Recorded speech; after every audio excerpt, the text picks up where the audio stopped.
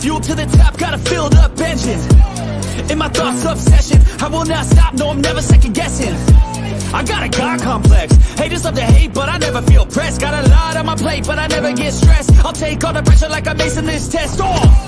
Tear it up like I'm Jason. I see the world like it's ready for the taking. I see this place like a game I'm playing. Straight to the bank to collect my payments. No negotiations, it's my way, I was born impatient. And like a damn Freemason, I'll run this nation. They call me a god. They call me a god. They call me a god. They call me a god. I don't know how to stop, I just go till I drop.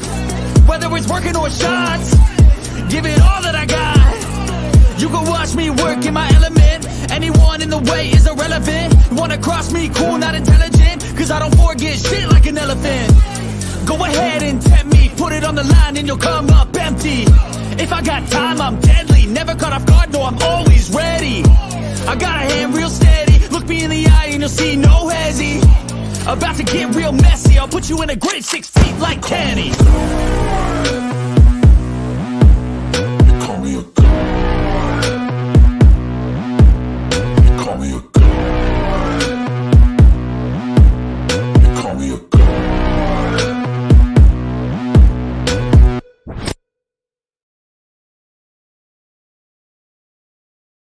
This video contains gratuitous use of profanity and uncomfortable pauses to compensate for lack of professionalism and original thought. Viewer discretion advised. Rat-a-tat-tat, what is good, and welcome back to another episode of the East Meets West, West, with your boy, aka Eagles, and your boy, Philly Fuego. Appreciate you guys so much for coming. Happy holidays, Merry Christmas, Happy Hanukkah, whatever other holiday it is. Appreciate you guys so much for tuning in, and hope you guys are all being safe on this weekend. What's going on, brother? How you doing? Bring it in. What is good? What is going on? What is cracking? I'm Philly Foothills Fuego, and I am back in another episode of East Meets West, where we come together and get shit off our chest, and we always try to bring you our best from the East and the West, all the way in between.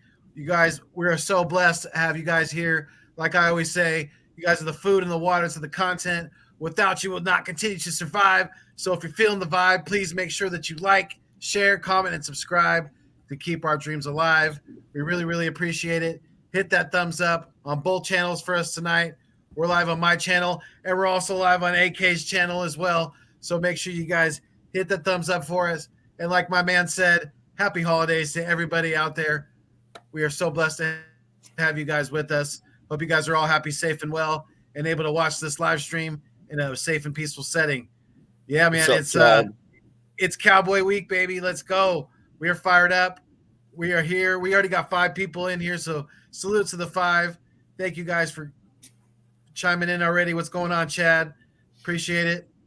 And yeah, man, it's like I said, we got a game tomorrow. You know, it's Christmas Eve, so we're playing on Christmas Eve. We're playing on a Saturday this week. It's a little bit of a short week, but a lot has happened. We definitely got some things to talk about. You know, we had some big things happen this week, but it definitely is a great way to bring in Christmas, is having our game on Christmas Eve and booty clapping them Cowboys, one last time before playoffs start and securing first seed. But it should be an interesting day tomorrow. Got a lot on the plate. I got a family thing I got to go to for Christmas Eve, and also going to watch the Eagles play. So, yeah, man, just a lot going on tomorrow. How about you? Yeah, tomorrow, just hanging with the family, definitely. And definitely going to be watching the Eagles Cowboys at 1:25 my time out here on the West Coast. So, it's if we get this done with Minshew tomorrow, it's definitely gonna put the stamp on that we're the far better team this year, like we like, a lot of us Eagles fans definitely have been confident in, is we can put the whole backup quarterback excuse out the door, because if we beat them with Gardner Minshew at the helm, then there's no excuses for the Cowboys. Well, and that's a love hate with me. I want us to win, but also want us to lose, because whenever he wins, which I think he's going to, there's going to come a point where the only thing that the Cowboys have left to stand on is, well, Jalen hasn't beat Dak. You're right, because each time they've went to play each other, either one has been injured, one or the other. So you're right, Jalen hasn't beat Dak. But we beat you with our backup, something you did not do. Yeah. But I also look at it this way as well. Yes, Jalen is a major, major, major part, and is he's probably 95% of the reason why we are 13-1. A lot of our success is because of him. Even when we've been in bad situations, he's got us out of them. But I can't also forget that we also have 8 Pro Bowlers on this team. And probably should have 9. I probably should have had 11. We have a lot of alternates too. Yeah, and we have 9 alternatives. Yeah. And some of those alternatives should have been, actual Pro Bowlers. But right. You can only put so many on a team, and I understand that. In fact, if you wanted to, you might as well have just made the whole Pro Bowl Eagle players, and it is what it is. But the fact is, we still go in with our defense, the same defense that terrorized them in the first game. Okay? We can get at Dak. There's no question about that. It's just I understand our offense is going to look a little bit different with Minshew. You're not going to have the same thing with Gardner Minshew under center. You're going to have similar things, but it's not going to be the same. Yeah. You know what I'm saying? So I do. We'll see, man. We'll see. But I know if Minshew wins, they're also going to say, "We'll see." That's why Jalen isn't truly the MVP. But if Minshew loses, everyone can sit there and say, "Well, that should prove it right there. Jalen's the MVP." You know what I mean? So there's positives and negatives to it. No, there is definitely. And I mean, another kind of negative would be too, that if we seal up the number 1 seed, and then, the division, obviously, then that puts the question on how much even if Jalen is good to go next week at home against the Saints, or even the following week at home against the Giants, how much is he even going to play down the stretch? And then the rest factor comes into question going into the playoffs. If we have the number 1 seed, that means obviously there's going to be another week with the wild card round, and then we don't play again until the divisional round. So that's going to be something we're going to have to talk about down the road too, depending on how this thing kind of plays out. But yeah, definitely. No matter what, man, we're going to be the first seed, whether it's this week or one of the next 2 weeks. It's going to happen. I mean, there's no shadow of a doubt in my mind. And appreciate you, man. Merry Christmas to you as well, brother. And I hope you have a great holiday and be safe. And hopefully everyone in your family. Safe travels to everybody. I know there's a lot of storms all throughout the country. I've been here. It's been messing up some travel for people this week. So yeah, you guys travel safe, and hopefully get to your destination safely and quickly as possible out there. Yeah. Nah, dude, Ange was just showing me. I guess today there was like 100-car pileup in Ohio. Oh my goodness! Right? I was wow. Holy smokes! You don't see that very often, but no. I hope everyone's okay in that. And yeah, man, no lie. This has been driving too fast and low visibility. These snowstorms are crazy out here, man. Like I told you, dude, it's like -17 here. Wow. In Pennsylvania right now. So wow, it's a wind chill. Dang. Yeah, it's ugly. So it's everywhere. So everyone be safe. If you go outside, bundle up, be warm. Yes. Please. Please. Crazy right now. Yep. I mean, that definitely came into play of reason why Jalen got hurt, like we were talking about. It's that ground in Chicago had zero give to it. It was like falling on concrete. Getting tackled on concrete. So, um, luckily he didn't. I didn't see him in a sling at all this week. So that was definitely a good sign. I think he's attacking his rehab, and I think he's going to be good to go next week.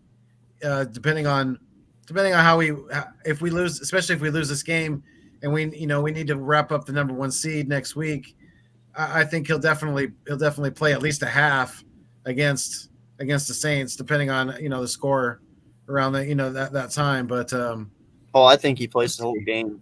yeah, if we need that game, definitely I would agree with you. Unless we're blowing them out at halftime. If we're blowing them out at halftime, then yeah.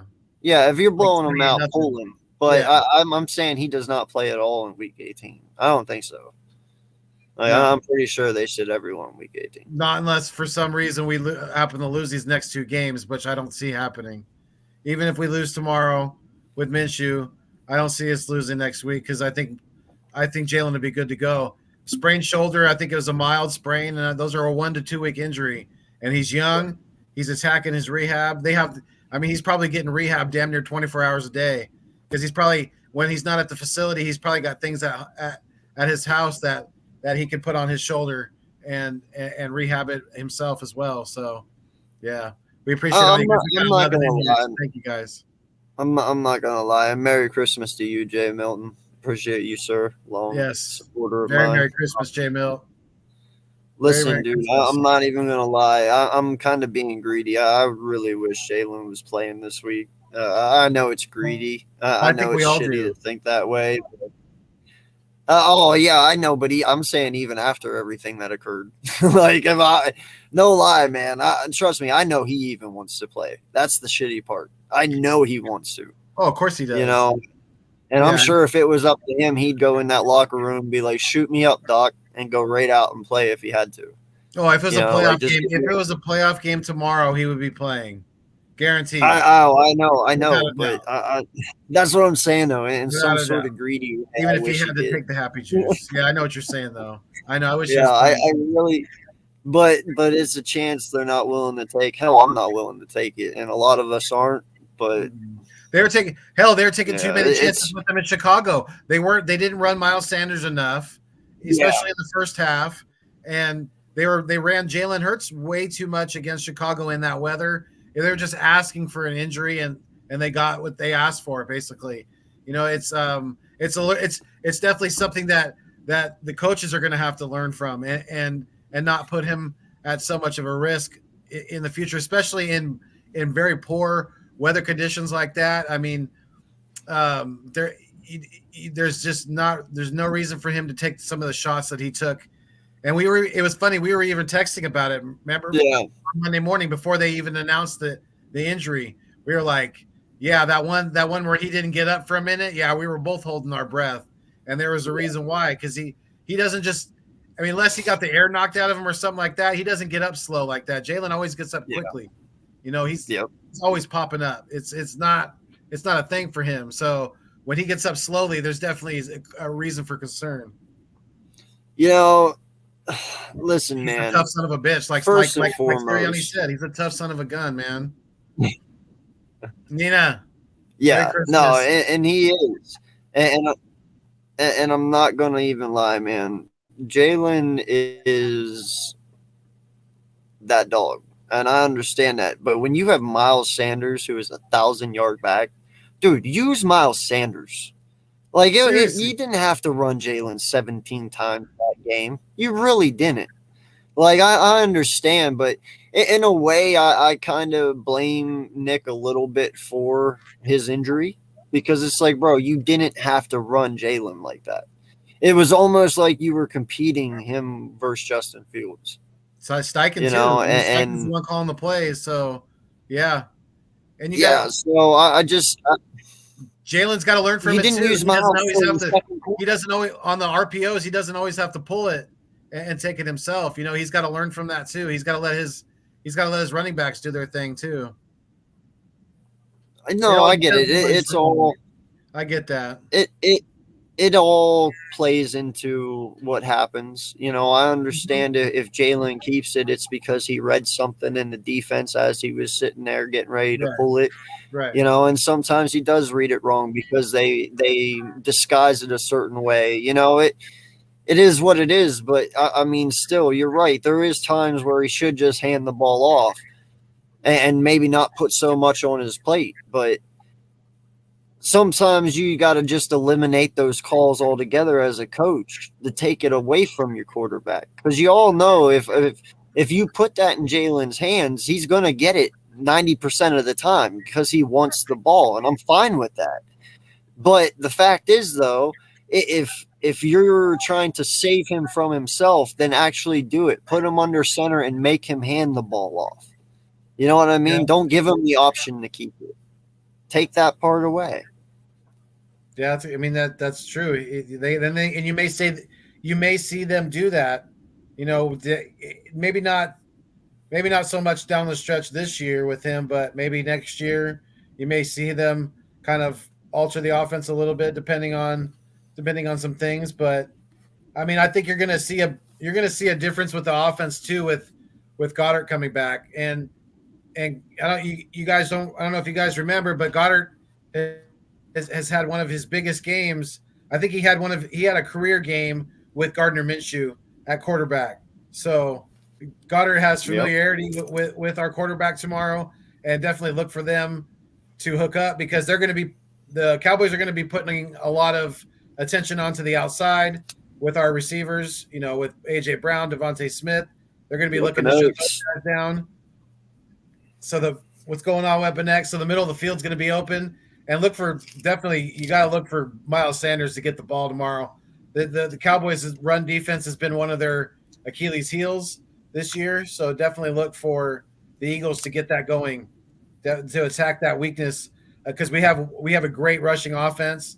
So look for the Eagles to establish the run game early and win at the line of scrimmage. It's definitely going to be very important for both sides of the ball tomorrow. That's what I love about this game too, is I'm ready to see truly who Parsons is. The dude put his foot in his mouth a week too early, goes out there, loses to the Jacksonville Jaguars. The last 4 weeks, he hasn't got a sack. He hasn't really done much of anything. And now, you sit there and you're going against us the second time. And then the first time you didn't do shit either. So he's got a big objective on his plate here. He's got to do something, because if he doesn't, then he just looks like a dipshit twice in a row. So yeah, the pressure is truly on that defense for sure. None of the pressure is on us. And in all honesty, I said it last night whenever we had that round table, me and Mitch with boys, we can afford to lose this game. I don't want to, but we can afford to. Yeah, that's our friend. I was on the phone with our friend Birdman _951. I'm sure he'll probably be chiming in here in the comments here in a second. I was on the phone with him earlier this week, and he made a reference to the exact same thing. And he said, "Yeah, we're playing with house money this week." Yeah, it's exactly what we're doing. We're playing with house money. We can afford to lose, just like you said. It's not really gonna affect us that much either way. But let's not get it twisted. I don't want to lose. I don't think we're gonna lose. I have no plan on losing. But if we do, it's not like a oh my god scenario. I mean, obviously the offense, like you said earlier, obviously the offense is going to look a little bit different, but I don't think they're really going to shy away from letting Gardner Minshew throw the ball down the field.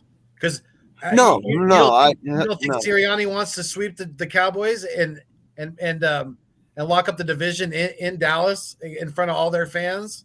Absolutely. No, dude, for sure. Listen, they're going to Minshew's going to let it fly. Yeah. What I'm saying, though, is you're going to see a lot more of Minshew's magic from in the pocket than you are outside. You know what I mean? Like, Minshew's definitely going to be that. I'm very interested to see what he does, because he does have a good arm. Like, he's probably your best backup. He's your new Nick Foles, so to speak. You know what I mean? Like, he's got a good arm. He can really sling the ball. He's accurate. You know, he's got great weapons around him. He can utilize them as long as he's smart. And he just takes what the defense gives him. Don't go crazy, but when the shot's there, take it. You know, but you're going to see him do his damage from in the pocket. Yes, he can run, but he's not Jalen Hurts. He can run. Don't get me wrong, but he's not Jalen Hurts. I think we're going to beat them, and I think we're really. I think I have a good feeling that we're going to beat them in all three phases of the game tomorrow. I think look for a big special teams play out of either Scott or Covey tomorrow on either one of the special team units. I think they could potentially be the difference maker in a possible close game. You know, I don't think either one of these. I don't think we're going to blow them out, but I think we're going to beat them. Yeah, I think maybe 28-17 Eagles, something like that. I don't see the Cowboys scoring a lot of points on us. I really don't, especially once we see how they're trying to attack us and we need to make any kind of adjustments that we need to make. I think we're going to be fine. Dak's lucky that that CJ Gardner-Johnson is not back this week because Dak's been throwing a lot of interceptions, and he's the reason. He's kind of a lot of people were blaming the receiver on that pick six, but I don't know. I look like Dak was a little bit off on that throw as well. Nah, man. You know, I know a lot of people have been given Kellen Moore a lot of shit, and hey, maybe so. You know, but in all honesty, man, Kellen Moore or not, elite quarterbacks don't blow 17-point leads. No, I know. And you know, boys made the argument last night. He was like, yeah, but our defense too. I'm like, wait a second. And I said, but that's the thing though. You guys claim to have this great, powerful defense. Right. Now you can't say, but our defense when you lose after a 14-point lead, but then turn around and when you win, be like, oh yeah, our defense is awesome. Like, no, it's either one or the other. No. Like, our defense is fucking awesome. It's what we do. Right. You know, the difference is our secondary is still good, even if they don't get the pass rush. Yours depends on that. That's what your pass rush masked your issues with your secondary and your coverages, things like that. Ours is just good playing all the way through top to bottom. So we don't really have any weaknesses really on our defense. We just don't. Dude, you have the two most lockdown corners in the NFL.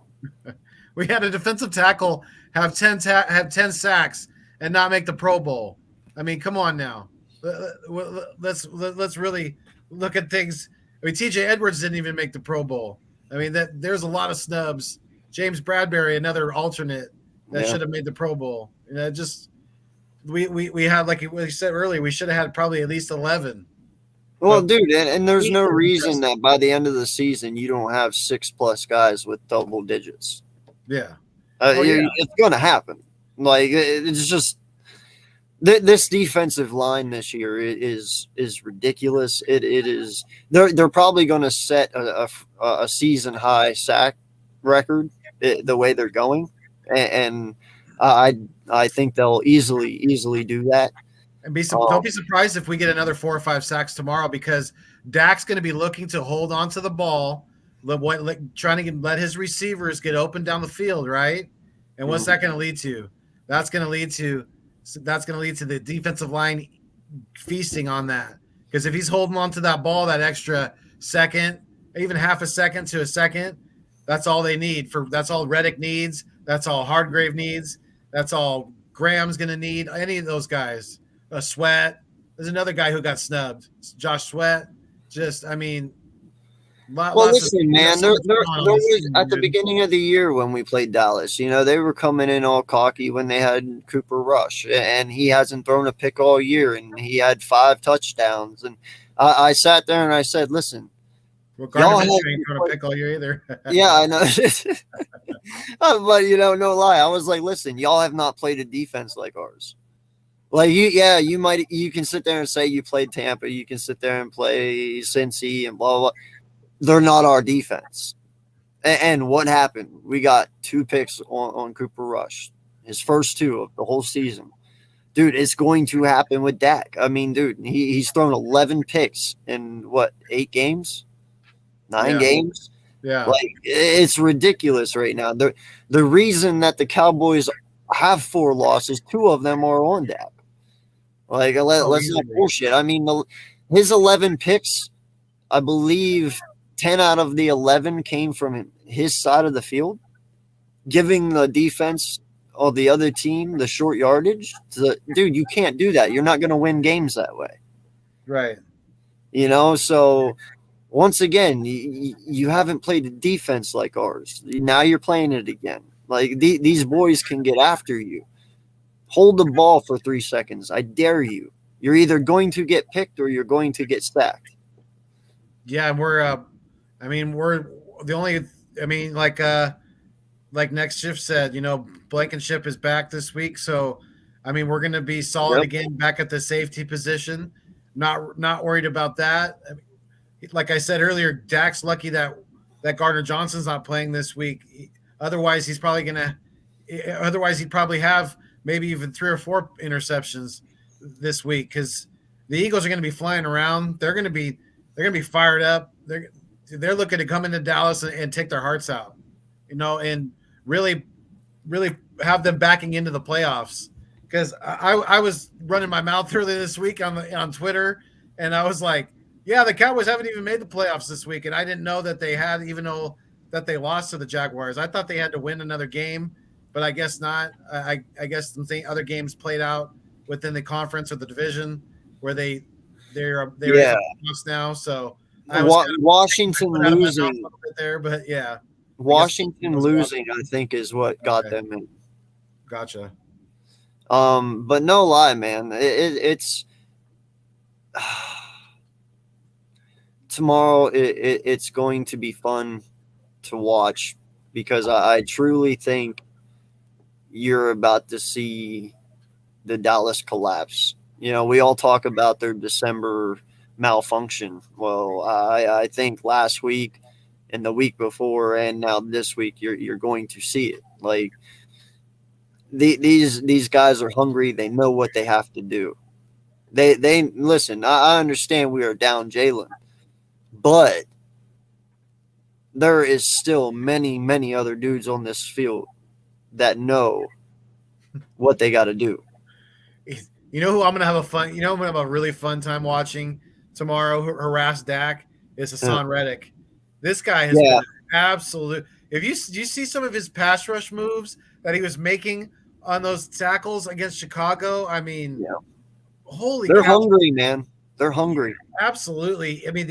He almost had Fields on that one where he tackled him. He tried to go for the sack a little too high, and Fields got away. And that was the one where he scrambled and almost scored the touchdown on I think it was a 40-yard run or something like that down the sideline. But Hassan Reddick he's been an absolute animal this year. He's such a great acquisition to this team addition, and he's a fun guy. He's a fun guy to watch. He really is, because if you like defensive players going after the quarterback, he's definitely one to keep your eye on. Number 7. Oh yeah, dude, Reddick's gonna have more sacks than Parsons tomorrow. Oh, I'll take that. Yeah, I would definitely take that easily. Yeah, I'm saying 3 or 4 just on his end alone. Yeah, Parsons might get 1, but Reddick at least get 2 or 3. Yeah, no, and especially if we get a lead and Dak has to sit back there and keep dropping back. Yeah, look for that definitely to happen. You know what I'm waiting on though, bro, and in all honesty, I love the way this kid plays. I know I don't know how other people in our fan base feel about him, but I love the fact that Marcus Epps lights people up. I'm not gonna lie. Yeah. I know that most people might say that shot on Burks during Tennessee game that might have been a cheap hit, Dude, that was just him saying, "Hey, you're in my end zone, and I'm hitting you as hard as I can to make you drop that ball." He didn't intentionally try to knock him out. That was just one hell of a hit. You know what I mean? I love the way this kid hits. So I'm just trying to figure out who's his victim tomorrow. He's going to get one. Somebody always gets hit by Marcus Epps. Yeah. And I'm trying to figure out who it's going to be. It's going to be one of their tight ends, or it's going to be Pollard over the middle, or somebody like that. Somebody's going to be. Hopefully, it's Zeke. It's going to be CD, man. CD is going to get lit up somehow, some way. It's going to be CD. CD is going to have some sort of long post route in the middle of the field or some shit, and dude, Epps is going to be right there and light his ass up. I'm telling you, dude. That's going to be nasty. You better get the body bag out for that one. I'm sorry, man. I really like the way the kid hits. I know some people might say he's trying to hurt people, but no, I'm sorry. That's one thing I love about the kid. He is not afraid to light people up. No, and it's it's people make it sound so easy to not make any kind of contact with your helmet when you're making a tackle at those speeds that they're playing at the just the amount of force, that the impact, the timing, just the reaction time. I mean, it's just that you can't play imperfect football when you're a safety like that, especially when you're a big hitter. And like you said, we absolutely would never think that he would be intentionally trying to hurt anybody out there. Of course not. Is he trying to make a big play and knock the ball out, make sure it's an incomplete pass? Absolutely, yes. And is he going to do what he needs to do that? Then yeah, he's going to put his body on the line, and we've seen it time and time again that he does that, and he does it at a high level. And it's crazy too, because he never seems to get hurt. I mean, knock on wood, but that guy just seems to like really take those big hits well. Yeah. You know? And you're right, Randy. You are 100% right, dude. Dak does throw high to his tight ends. Yep. In all honesty, Epps and Blankenship should be able to get a pick this game, because he does tend to throw high, and if he overthrows and they're in the right situation in the right area, oh yeah, you can easily get a pick off that. So I think it's time I think Bradbury is going to be a little pissed off from not making the Pro Bowl. So I think I smell a pick six coming from Bradbury this week. Bradbury. Yeah, I don't know how you put Slay in and not Bradbury. Right? Was he going to be his alternate? Right. Like somebody said in the chat earlier. I mean, fuck the Pro Bowl, man. We're not going to be playing in. If we end up where we want to end up, the way we should end up, because we are the best fucking team in football. Period. Oh, yeah. We've proven it. We're 13-1. We're the only one that's got less than one loss. Less than two losses. We're right at damn near perfection.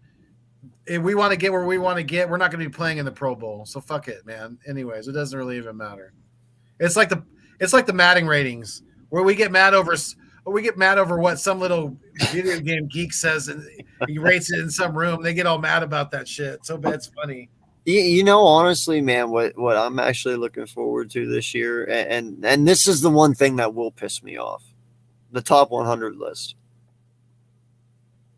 I'm very interested to see where some certain guys on our team fall on that top 100 list. That would piss me off if some certain people aren't high on that list.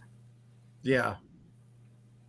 Yeah. You know what? I mean, I think we're going to have a lot of people, because we had so many Pro Bowlers. We're going to have quite a few people in the top 100. Oh, yeah, dude. Slay should be on there. Kels should be on there. Bradbury should be on there. Hurts should be on there. Miles should be on there. Lane Johnson's going to be like in the top 20. Yeah, Devontae Smith should be on there. Goddard should be on there. Keep going. DJ Johnson should be on there. Hargrave. Riddick should be on there. Hargrave should be, like, that's what I'm saying, dude. Like, you better have some motherfuckers on this list, dude, or I'm going to be really pissed. Seriously. No, that's I like that. I like when they come out with those. Those are always definitely fun to see where they rank certain players and things like that. But yeah, that's going to be interesting to see how that list shakes out. For sure. Oh, sorry. I was reading down below.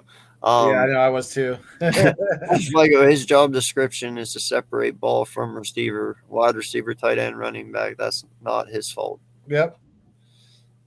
Yeah, like I said, the speed that they play at, that it's bang bang a lot of the times with those plays, and I think we've seen Epps plays pretty clean for the most part.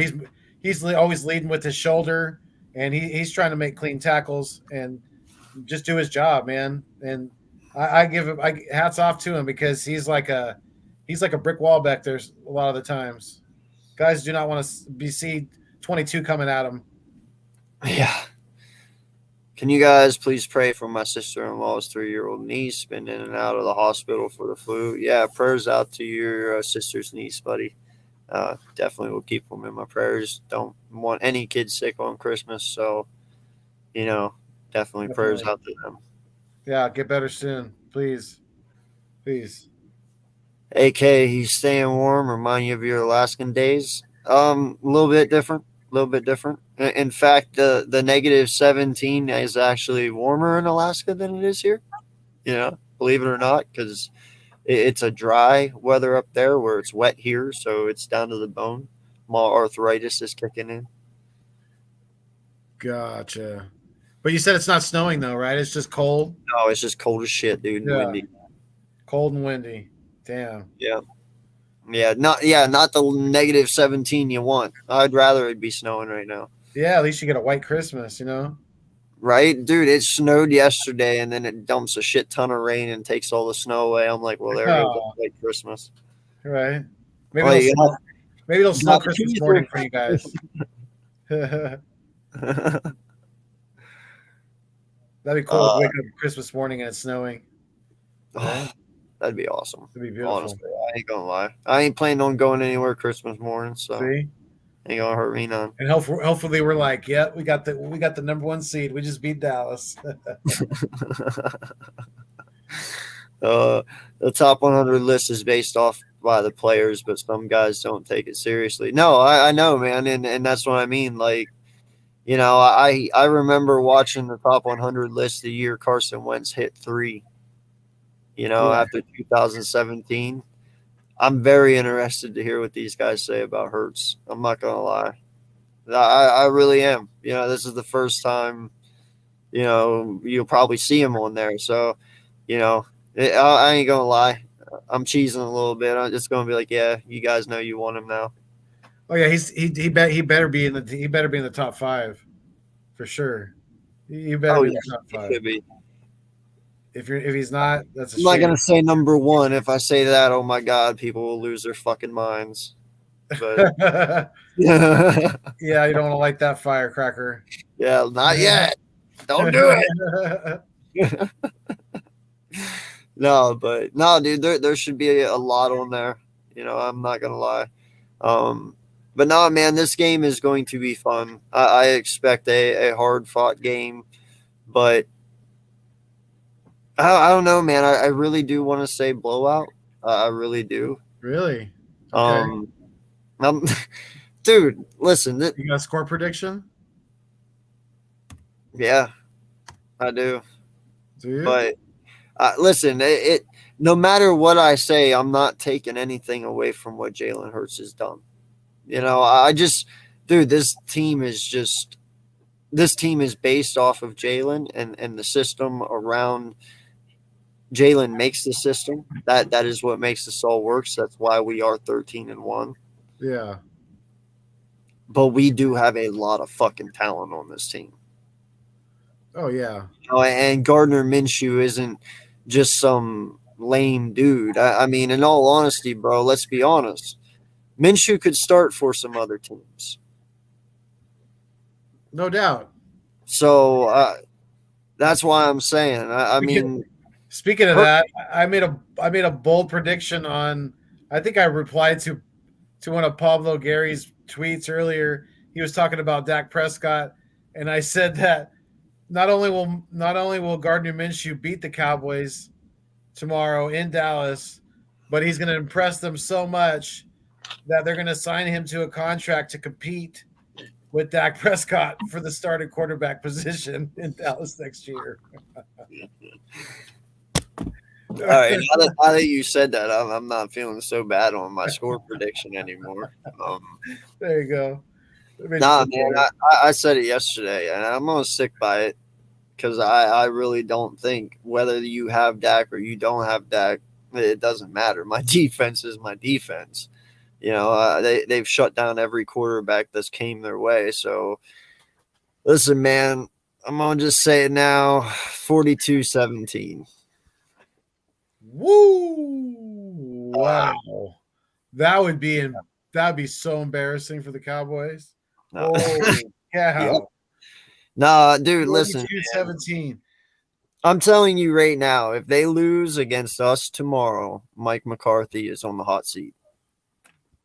I'm not even playing. If they lose to us tomorrow, Mike McCarthy is on the hot seat. If they are one and done this year in the playoffs again, Mike McCarthy will not be the head coach next year for the Dallas. Let's be honest. With all the speculation with Sean Payton, Mike McCarthy's seat's been warm all year anyway. So yeah, I don't discredit that at all. I can't argue with you on that one. And trust me, them losing to us tomorrow at home is his first foot out the door. I promise. Yeah. Promise. Jerry Jones, that'll be the icing on Jerry Jones's cake right there. He'll be like, "You son of a bitch! Not only did you to come in, to them with a backup quarterback the first time, but then you lose to them while they have a fucking backup. Oh, he would be pissed." I know Jalen Hurts had a big rushing game against the Packers, but look for the Eagles to have a rushing type of day. Like that with Miles Sanders on with his side against the Cowboys. They're gonna have a big rushing day tomorrow against this defense. I'm telling you, we're gonna run the ball down their throat, control the clock, and yeah, I'm with you on that 17 part. 300-yard rushing day. I'm saying, what's that? You saying another 300-yard rushing day? No, I'm saying like Miles Sanders is half at least, maybe with a little bit more from the other contributing factors from Scott or Gainwell, but I'm saying 200, maybe a 200 rushing day for this offense, something like that, because we could mix in, because you seen last week too that the defense for the Cowboys, they're susceptible to the reverse plays and the outside runs. So you may see some trick plays from the Eagles tomorrow, because like we were talking about earlier, we're playing with house money. So look for them to be aggressive. Look for them to step on the throat of the Cowboys. He agrees with me. He agrees with me. He's getting fired tomorrow when they lose. Yeah, he's done after this year, and regardless, I think even if they win the Super Bowl, he ain't one coming back. And that definitely ain't happening, because we all know what the Cowboys do in the playoffs. They're going to get bounced by whoever they got to go. If they got to go to the 49ers, good luck. Good luck, bro. I wouldn't even be surprised as far as going to say that Dak Prescott might not even be the quarterback of Dallas next year if they're one and done. Yeah, because it's going to be Gardner Minshew. No. Well, besides that, I'm saying like I could see them trading him away. And most people be like, "What? That's crazy. They paid him." Yeah, I know, but in all honesty, let's think about this real quick. From what I hear, all of the greats are in the AFC, right? All the quarterbacks, all the greats are in the AFC. They're stockpiled. Only person that's over on the NFC. Jackson. Yep, the only person that's on the NFC side is Tom Brady, but he's old. Everybody else, pretty much, they're either new, coming up, and it's very inexperienced, right? Yeah, because Dak's not even close to anywhere. I don't want to hear anyone ever name until he starts overthrowing his receivers, throwing interceptions. I don't want to hear anyone call Dak Prescott elite. He's nowhere close too elite when it comes to the quarterback position. Well, Or and down this close. and this is the argument though. So his only competition this year, Dax, was Jalen Hurts and Kirk Cousins. In all honesty, if you look Geno at Smith, all, Geno Smith too. Geno had a better year than Dak. I know, but Even in the that short dude, that term was for like Dak. that was like a fucking unicorn. Okay, like that was lightning in a bottle. Honestly, Yeah. I don't expect Geno Smith to come back and redo the same year he had this year next year. I don't see it happening. Like that just I don't know. Watch me throw my foot in my mouth in that one now. Jesus, he's going to come out and fucking be MVP candidate next year. Watch. But I'm still saying that's the one hit wonder there. The Geno Smith thing caught everyone off guard. Like that wasn't just me. That was everyone. But other than that, Kirk Cousins, we all know what Kurt is. He's 1-3 in his whole career in the playoffs. He's won 1, lost 3. Okay. Jalen Hurts, up and coming. You're not worried about DJ. You're not worried about Heineke. You're not worried about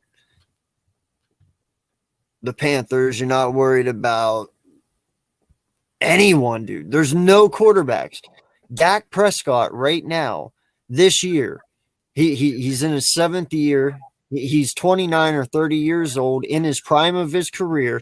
Dude, if he's as good as what everyone says he is, he should have had this complete NFC hands down. Kind of like Jalen Hurts is. Dak should have been doing what Jalen Hurts is doing. He should have this hands down. Look at all the QBs in the NFC.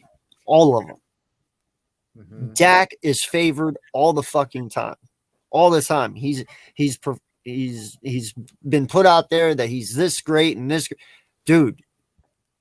He's been getting beat this year in the year that he should be shining out of everyone. Mm-hmm. He's the most experienced. He's the most tenured veteran in the NFC, except for Kirk Cousins. And we all know Kirk Cousins sucks, so we kind of just throw him out there all together. Yeah, I mean, and I think by now, I think Dak would have they would have gotten him the best people to work on his mechanics and things like that. So you can only fix some guys so much, when it comes to things like that. Sometimes their bad habits just never go away, and they just seem to persist. And you're seeing an effect that the major injury has had on Dak's career and his playing ability, because when a lot of his success was a lot like Carson Wentz' success, right? Was making improvisation plays, making plays on the move, out of the pocket. And you don't see Dak doing that with his legs as much anymore because of the fact that he had that major injury. And, that's some of the things that we worry about with Jalen Hurts too, when they overuse him. But, that's just something that has definitely affected Dak with his play. He's not a good enough pocket quarterback to succeed at a high level in the NFL. That's just facts. We've seen it. Well, see, and that's the thing too that I don't understand is you hear a lot of people going around saying, well, Dak, for him to be successful, they need to run the ball more. Every time they run the ball more, Dak is better in the pass game, right? Mm-hmm. Aren't they 5th in rushing this year and 27th in passing? Is that right? I haven't looked at their numbers lately. Sure. Like they're passing, they're actually on the lower end. So if that's the case, and I'm pretty sure I heard that right on YouTube here recently, and if that is the case, that means you're running a lot more and you're successful with it, and your pass game is still shit. So you can't say that the pass game or the run game opens up the pass for Dak anymore, because if that's the case, you guys wouldn't be like in the lower 20s. I'm just saying, man. Yeah. No, I mean, that makes sense. It does. We got 17. You made it. You made it when you get the trolls. Yep. Especially the ones that can't spell. The illiterate trolls. Those are the worst ones. Bro, I told you how to spell Jalen Hurts last week. And I had you spelling it right. Now you come in and you screw it up again. Like I said, bro, if you're going to insult my quarterback, at least spell his name correctly. Have that much respect for him. He doesn't have any respect for him. That's the problem. Minshew is going to slice and dice Dallas for 12, 15, 18, 20 yards. I watched his 2020 highlights, and Goddard is a massive weapon for him. Mm-hmm.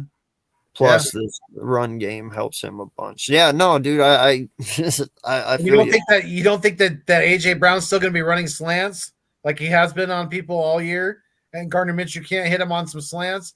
They're going to be using that. They're going to be using Devontae Smith. I mean, the Eagles are going to be able to run their offense pretty effectively. They said Minshew looked sharp in practice this week, so I think he's good. I think he's ready to go, and he's looking to. Minshew's looking to be a starting quarterback again in this league next year. So what a better way to do it on Christmas Eve on national television in Dallas. I mean, come on, it doesn't get much bigger than that. No, it doesn't, man. And I wish nothing but the best for Minshew tomorrow night. I hope he comes out here and he's that saving grace we need for just one night to just clinch first seed for us, get that first round bye and home field advantage, and just do what you got to do, man. And it's like we said earlier, just take what the defense gives you. Don't try and be a hero. Don't try and come out here and try and take the starting job away from Jalen. It's not gonna happen. You are good, sir, but you are the backup to this team. It's always Jalen's team. That is what it is. You have no chance of taking it, so just play smart football. You know what I'm saying? Yeah. Don't try to be an MVP person that you can't be. Just play the system, bro. That's all I'm saying, and come out with a dub. That's all you got to do. Yeah, and I can already hear the Cowboys saying that if Minshew does win tomorrow, if we beat Dallas, they're going to say, see, it is the system. It's not the quarterback. That's what they're going to say. That's why I said, and it's a positive and a negative, because I wanted, if we lose, then I can sit there and that it will be my excuse. See, Jalen is MVP because Minshew can't do it. But if Minshew wins, it's going to be like, well, see, you can't win with a backup quarterback, but we always can. Like there's going to be certain points, but I know they're going to use that. We'll see. It is the system. No, it's not the system. It's not. Because no matter what, Jalen's stats are still there, and he is 90% of our offense. Like, that is not even a lie, dude. Yeah. I mean, the fact that, I mean, unless we have a very poor day as far as protecting the football, the way Dallas has been turning the football over, I mean, if we win the turnover battle tomorrow, that's only going to benefit us as well, and aiding the victory. I don't know, man. I don't think, dude, listen, I really feel with this offensive line, Minshew's just going to be able to pickpocket apart. I mean, dude, listen, you see how much time Jalen gets back there. He's going to have the same amount of time. It's not like the pocket's going to go away because the quarterback changes. The line is still the line. He's going to have time to stand back there, make the throws. Minshew will play just perfectly fine.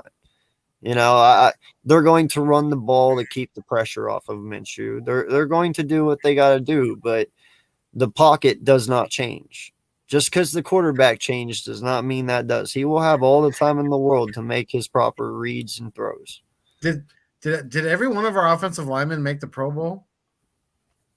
Or at least an alternate? I think they did. Yeah. I think that they didn't make it in, at least an alternate. Dickerson made it as a Pro Bowler. Johnson made it. Mailata made it as an alternative, which I think that was fucking bullshit. Yeah. Sayamalu made it. Kels made it. Johnson made it. Slay made it. What's crazy about Jordan Mailata is that, a lot of people know this now, but it's just the fact that how good he is at at the short amount of time that he's been playing football. I mean, he didn't even touch a football until he was like 21 years old or something like that. I mean, yeah, he was playing rugby and things like that, but he didn't even touch an American football until he was like in his late teens or early 20s. That's insane. That's Dude, insane. you know what really haunts me? That one question that one person asked me one day. It's Melata. What made anyone throw this man at left tackle? Now, and that was just his honest question. He's like, it wasn't a bad choice, obviously. Look how he's thriving. He was like, but wouldn't you have preferred this? Because he was so fresh to the game. He could have literally played anywhere. You could have taught him anywhere. He's like, did anyone ever think of making him a DT? Or defensive end? I mean, he's fast enough to be a defensive end, too. You know, like, and ever since then, I was like, God, what would a Jordan Mailata been as a defensive tackle? Yeah. Because they were like, what does rugby players do? They run through tackles. They run through people. He's like lineman, defensive line. I was like, holy shit. I was like, because I only know him as a tackle. That's what he was drafted as. That's what we taught him as. But it was like, what would he have been on the defensive line? Dude, if you put, we have the linemen to do this. We need a big play in a tight game. Dude, put him as a tight end. It'll never happen. Tight end screen. It'll never happen. Good night. They will never jeopardize him like that. No, I know they would never. It would be cool though, but could you imagine him with Kelsey and Dickerson in front of him and Cam Jurgens pulling, all three of them pulling in front of him, and he's got space. Oh boy. Dude, I don't even think anyone would stand in front of that. I don't think you'd see any player even try to tackle that. Yeah, I'm sorry if I saw Kels, Lane Johnson, and Sayamalu running in front of Jordan Mailata. Right. He has the ball. Like, dude, you might as well just lay the fuck down. He can just. I mean, you see what he could do without pads on. Imagine what he could do with pads on. He's gonna run through people. And you know, I don't understand this. How a man so big can have such a great voice. Like he's not even scary after you hear him sing. Right. You know what I mean? Like that's probably what he's doing right before he's about to block somebody. He's probably singing to him. All these defensive ends are coming up now. Like, why am I scared of you, bro? You sing like an angel. You ain't scary. That makes their guard down. Now, are the Eagles ready to win with Ian Book one play away? Wow. Oh shit. Nah, man. Ian Book will be the backup quarterback tomorrow. I know, but no, that ain't happening. Listen, I'm not gonna push my limits. There's only so much. Listen, there is a certain amount to where talent does affect shit. Minshew is kind of Hurts is on the high end of that talent, obviously. Mm-hmm. Minshew is right above average. And then I don't know. I don't think there's enough talent between AJ and Devontae Smith to make Ian Book look good. I guess that's what I'm trying to say. You know, like there is a limit to talent and what players can do. And I don't know if we have enough talent on the team to uplift him, but it's the fact he's still got to get it there. You know, that we're pushing it at that point. I'm sorry. If we get to the point tomorrow where Ian Book it has to go in before halftime, I'm telling Jalen to dress. Go get your shit on. Get a fucking shot. You're going in. Like, I'm sorry, I'm not leaving that game up to Ian Book tomorrow. I'm not doing it. Nah, Gardner Minshew is going to be just fine. Yeah. I mean, you agree to that, right? Like, there is a limit to where talent can't succeed. You know, like Ian Book, like I don't. We have enough talent to make Ian Book look good, but I don't know how good that good is going to look. You know what I mean? Like, you have to have a little bit. Yeah, you have to contribute a little bit, but what is that little bit that Ian Book has? I know we've never seen him, but I'm not confident enough to find out either. Right. Yeah, like even Joseph was like Ian Book ain't it? Yeah, he's not. Like, I'm pretty sure if Ian was starting tomorrow, it's a solid loss. I can sit here comfortably and say that. No, we already have it. And our it is number one. It's our quarterback. Yeah, he's not playing tomorrow, but we already have it. We know he's it for the future. And yeah, we're not really too concerned about our number 3 quarterback right now. No, I'm with you, man. I really. What do you have stats for Minshew tomorrow? What's your prediction for that? I want to hear Minshew? Yeah.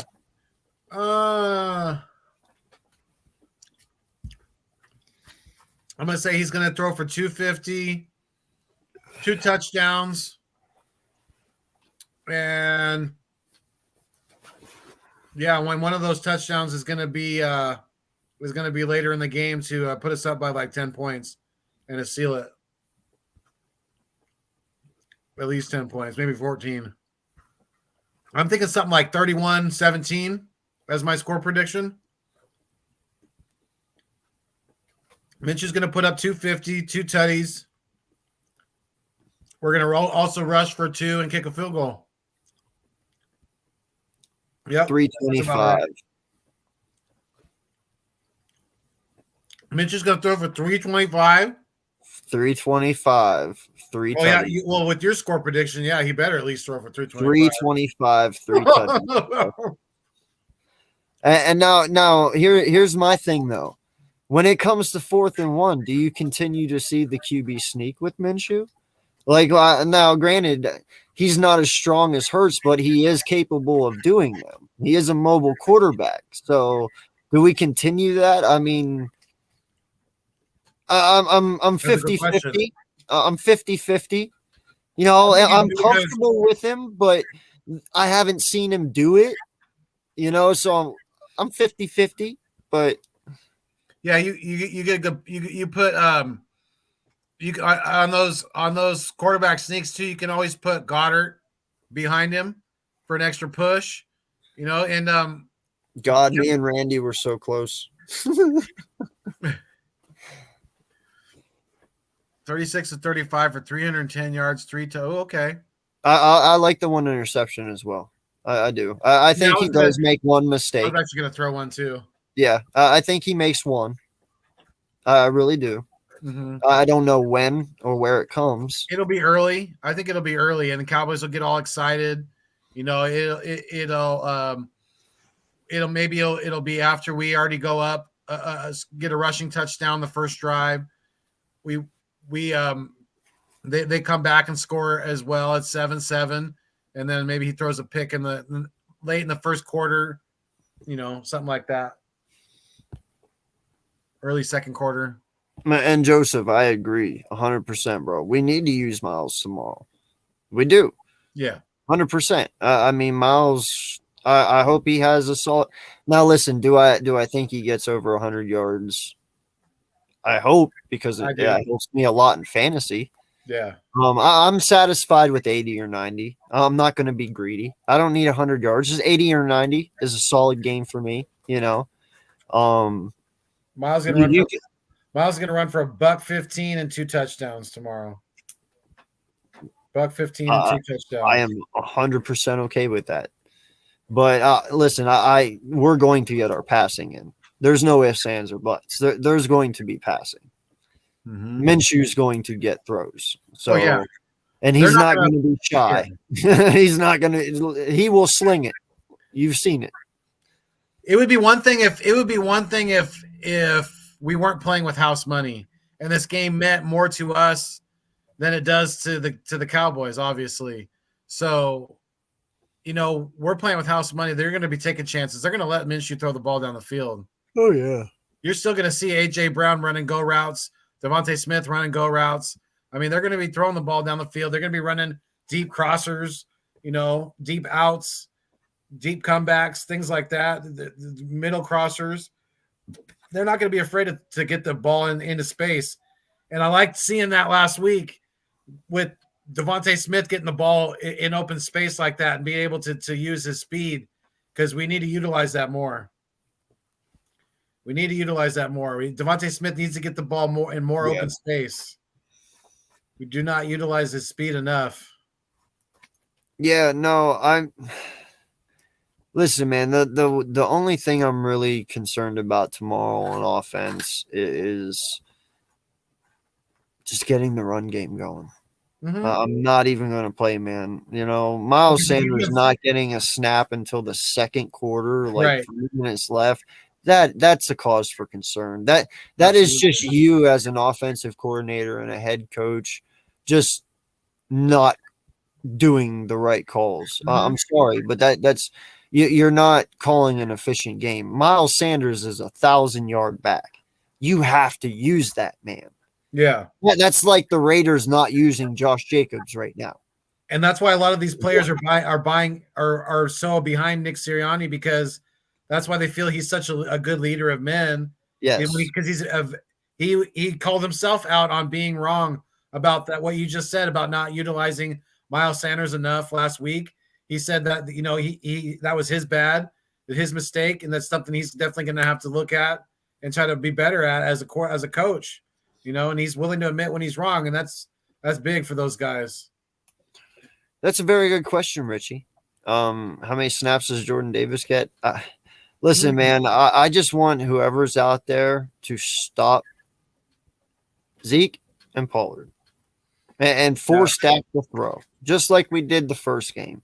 A lot of people say, oh, Dak, he ran all – dude, he got 83 yards and 1 touchdown. And that was without Sue and LJ. Now you got LJ and Sue, and Davis is now at the end of his first regular season. So he's kind of in the system now. He's more familiar with it. Mm-hmm. This team is not the same team as week 1, and you still lost. So I only expect you to have less than 83 yards. And if Derrick Henry can only get 30, I'm not worried about y'all. So, right. Yeah. Good luck running. Pick your poison. What's the percentage of snaps Jordan Davis gets? I would say probably he's going to get around 35 to 40% of the defensive snaps. I would say. Yeah. The number of snaps, I don't know. That all depends on, hopefully not that many. Hopefully our defense isn't on the field that much. Hopefully the Dallas is doing a lot of 3 and outs, and their punter's very active tomorrow. Yeah. No, I'm not going to lie, though, man. I really love that combination of Sue and LJ in the middle. Yeah. Listen, you know me. I'm the biggest Jordan Davis on the defensive line. It's scary. I've never seen this much depth on a defensive line, to be honest with you. It's scary. I'm the biggest Jordan Davis supporter. You know that, man. But I'm okay with him taking a back seat a little bit here the rest of the season with the way Sue and LJ is playing. Let him learn. Because he's only going to learn. Exactly. He's only going to learn. He's playing a little bit right now. That's fine. That every little bit of rep counts for this man. He's learning. But dude, let Sue and LJ take this. That's what you brought them here for. Let them bring it home.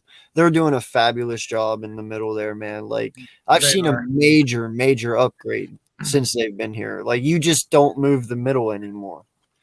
But if Dallas is trying to attack us tomorrow on the outside, you may see Jordan Davis on the field more, because he's definitely a more of a sideline to sideline type of a defensive tackle, as opposed to especially Sue and Joseph, So, but yeah, it's all going to depend on how the Cowboys try to attack us, and if it's with Pollard, then Merry Christmas, SG.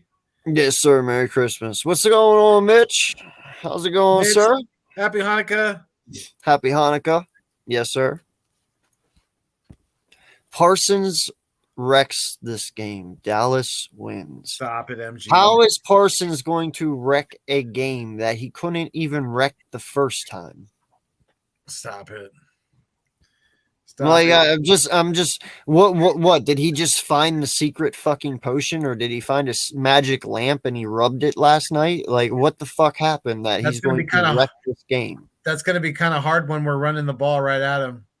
You know, that's going to be kind of hard to be any kind of a game wrecker. We're running the ball right down your guys' throat. So good luck with that. You guys just don't think there's any weak points to this guy, but there is. Oh yeah. And we figured it out, if you didn't notice, from the first game. And a lot of other people have figured it out since. If you run right at Micah, you're okay. He's a great pass rusher. And you know, Micah's going to be going. Micah's going to, if he does get a sack against, especially if it's against Lane Johnson tomorrow, that's going to be pretty big because that's going to end Lane Johnson's streak of consecutive games. And I hope I didn't just jinx him by saying that, but it's what I was more getting at is good luck with that, because there's a reason why Mr. Lane Johnson's going to the Pro Bowl. You know, it's not just any coincidence. And Lane Johnson was shutting him down up until he got hurt in the first game. So look for more of that for us.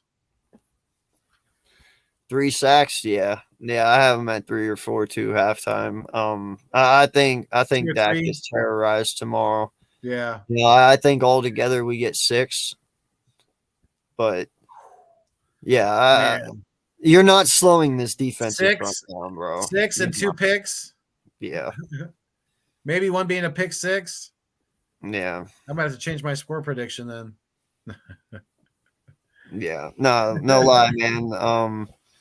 You remember in the longest yard whenever they sat there and they hit that dude and they made him shit himself? Yeah. Yeah, like they're going to make Dak shit himself tomorrow. I'm not gonna lie, dude. Like it's gonna be bad. I don't think Dallas knows what's about to hit him. I mean, if we're capable of it, I mean, it's funny because a lot of people are thinking that Dallas is going to win easily now, but don't sleep on this Eagles team. It's not. I mean, yes, our quarterback is amazing. He did amazing things this year, but we're a lot deeper than just the quarterback. You know, we have talent through and throughout this offense, through and throughout this defense, and we're talented on special teams as well. So it's good, Drew. It's a solid team, man. What's going on? Yeah. Merry Christmas, everybody. Happy Hanukkahs. Happy holiday. Yes. Shout out to the 18 in here. Thank you all so much. Yes. Merry Christmas, happy holidays, happy Hanukkah to Mitch and to all you other people out there. If any of you don't celebrate Christmas, well, then none of this applies to you at all. But I appreciate each and every one of you. Please hit that like button. Please hit that subscribe for me, my boy Philly Foothills, and Hardcore Sports as well. We are streaming on there, so definitely, if you haven't, go jump over there, hit a like button over there. But yeah, man, no, it's gonna be fun. Tomorrow, I'm gonna watch the game when it comes on, and then at 3, I got a family thing to go to, so I'll probably finish watching it on my phone. But it won't be on until 4:00, 4:25 your time. Well, then I'm going to watch it on my phone because my thing starts at 3. So I thought you said 1:25. My bad. It's 4:25. Yeah, 1:25 my time. Yeah. Oh yeah. See, fuck. East Coast, West. Haha. Yeah. So no, man, it's gonna be fun, and luckily for us, we're playing in Dallas because it's fucking cold up here. Yeah. We talked backstage before that we started. The Bills play tomorrow, right? I believe so. Yeah. Yeah, I'm pretty sure Buffalo's supposed to start, and their starting forecast is like -11. Fuck that. Yeah. No. Yeah. No. That's crazy. No way in hell you're seeing this guy out there. And you know what? You're gonna see body parts like shattering off, like the like the T-1000 in Terminator 2. Dude, no lie, man. I know too. You're gonna see those fucking two build dudes that's always out there with their shirts off. Remember, yeah, and I don't know how they do it. How the fuck can anyone be outside without a shirt on in negative 11-degree weather? You, sir, are a bigger man than me, truly, Yeah. because I will never, ever, ever, ever do that. Like, Yeah, I don't know. I've heard I've heard like some people say that they just like, I guess they just get completely numb after a while and they don't even feel it. But yeah, yeah, that's it's got called frostbite. right. You got to be putting your life. You got to be putting your life in jeopardy at that point because Yeah. even if you survive the frostbite, you're gonna catch some kind of death of the flu or pneumonia. What's going on, Wicked One? No, in all honesty, Richie, they've done a great job this year, man. Calling plays and shit. I'm not gonna bitch. I can't bitch. We're 13-1, you know. But it is what it is. You take what you get. You know what Jalen Hurts is. You know what he can do, and you got to take the positives with the negatives. It's part of the game.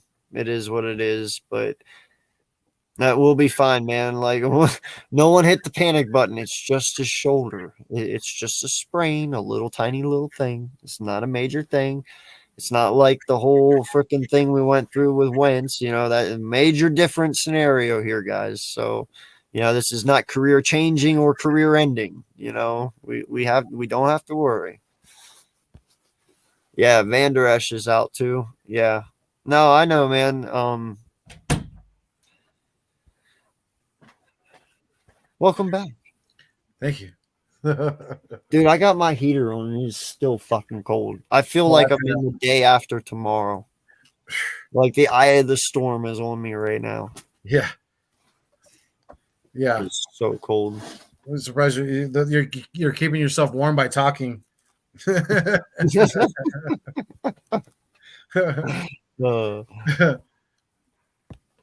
But yeah, if you beat Dallas tomorrow, Cowgirl fans better delete their social medias and not talk till next year.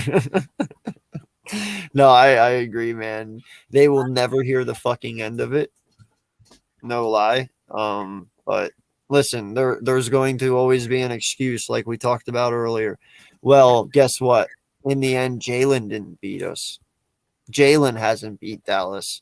That's what they're going to stand on next. That's the next one coming. They're going to see, Michael was right. It is the team. It's not the quarterback. It's the team. Well, that's exactly what they're going to talk about. That's exactly what they're going to say. We know that. Yeah. We know the narrative as Eagles fans. We know how it goes. But man, it's Mandarin season here where I live, and this is like nature's candy right here. I swear to God. Dude, I love mandarins. Fuck yeah. I used to eat the shit out of those. Nature's candy, man. They peel so easily too. It's freaking. They're awesome. Love them.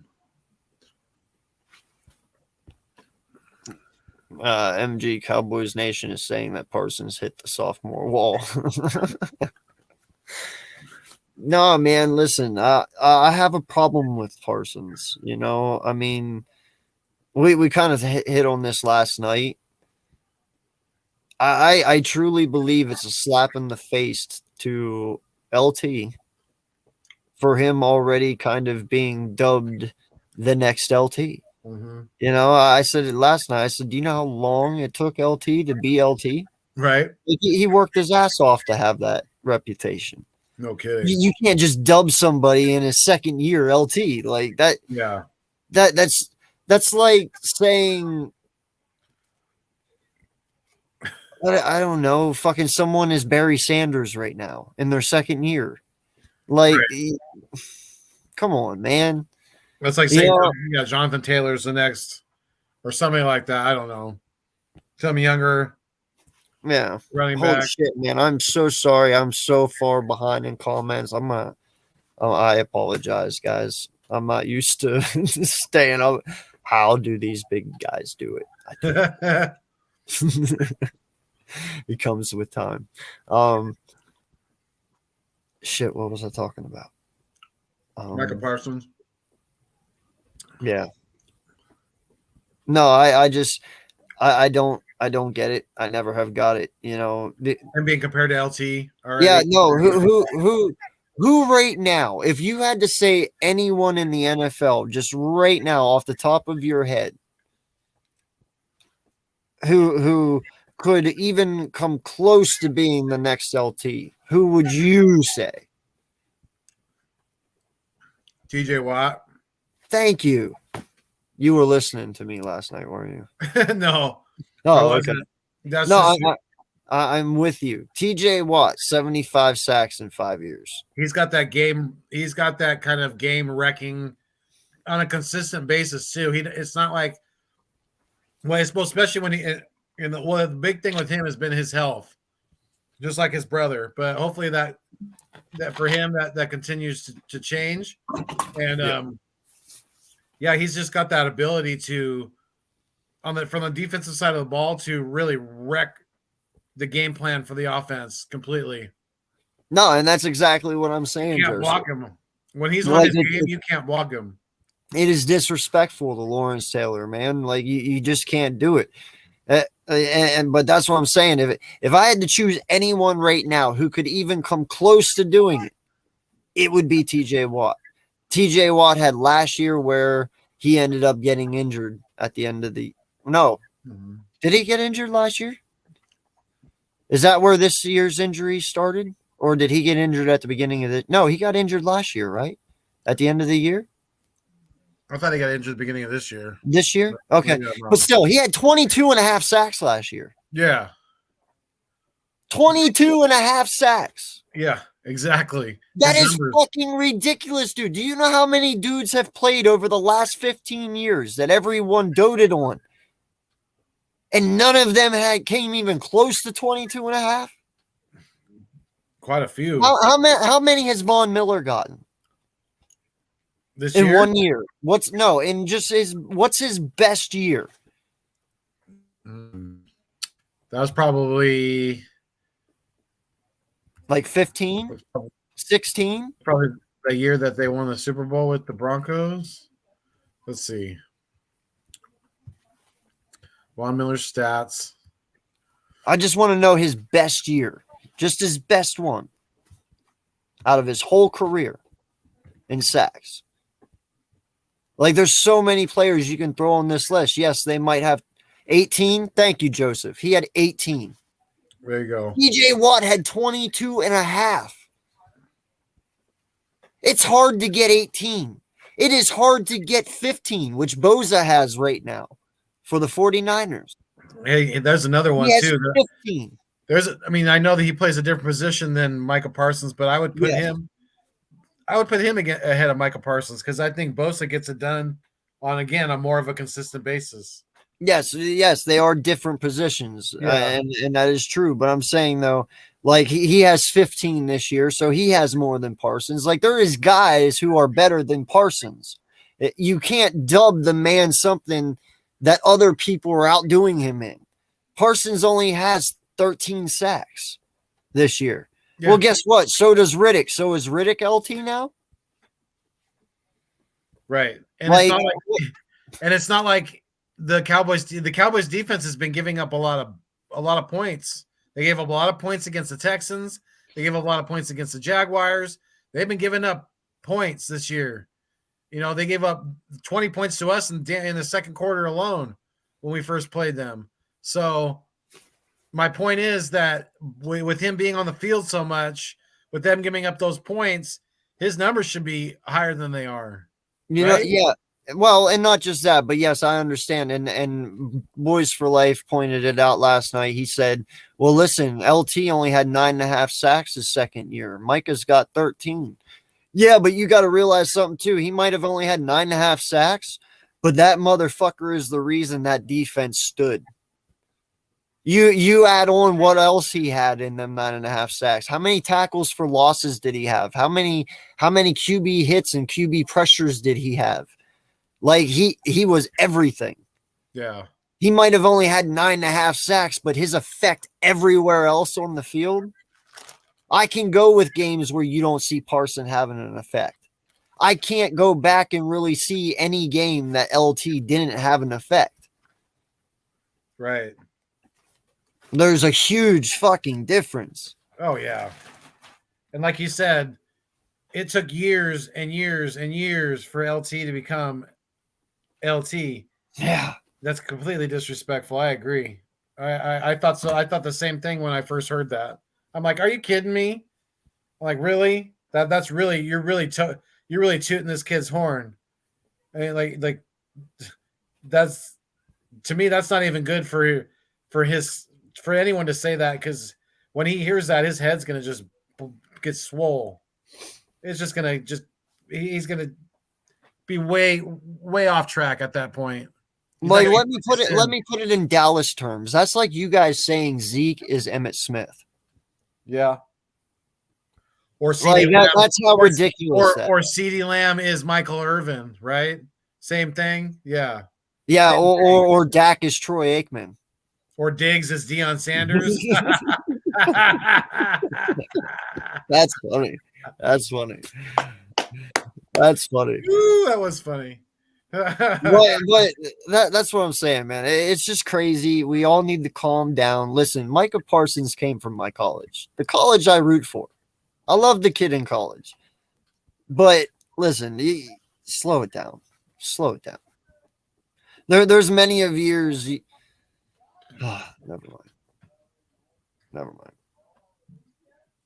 In all honesty, bro, the way I hear Parsons talk, I don't feel he wants to be in Dallas anyway. I think there is a secret side of him that wishes he was here. Oh yeah, him and Diggs, they both wish they Diggs. both wish they were Eagles. Fuck Diggs. Fuck him. I don't need Diggs, man. We don't need Parsons either. No, we don't. You're right, we don't. No, we should. Oh, but if we did, that would be sick and sweet. No, Parsons and Reddick on each side. Yikes! Yikes! Oh shit! That's a quarterback's nightmare. Oh, Cole. Oh, Cole. Oh, stop, bro. Cole. Stop. Oh, Cole. You're trying to talk yourself off the ledge. We understand. One and done, bro. One and done. Like, just you guys are gonna get bounced like a bad check at the grocery store.